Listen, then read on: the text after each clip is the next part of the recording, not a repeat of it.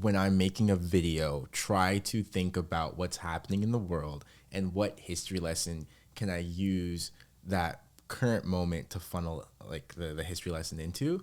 And it just happened to be that at that time there was a lot of ICE raids and a lot of federal mandated officers and police and people taking people off the such streets. an interesting parallel. Yeah, so that was, I think you probably had made the connection as a video idea.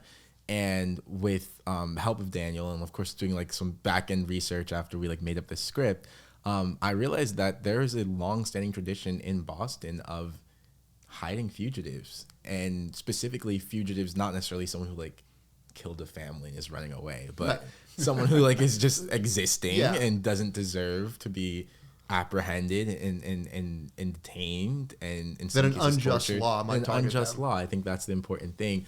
So what we try to do is like, if you think that, I forgot what the intro is, but it's like Boston has a long history of showing you what to do when people are getting snatched off the streets.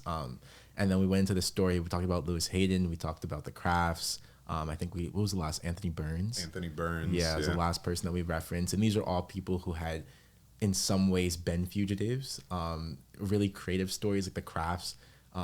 They had done whiteface, I guess you can call it. At least Ellen did. And then William posed as her servant because she was like pretending to be ailed in some way. I thought those were just really interesting stories. And I think I just uncovered how, to the point I was making about Boston's like intellectualism, I think there's also a very long-standing tradition of like fighting against unjust laws, especially as they not only in that sense, but like the Fugitive Slave Act, but also just in general with like the Civil War and I guess the revolution may be a little bit more murky, but I think the general idea of fighting against monarchy is a good thing. So there's a really good history of activism here.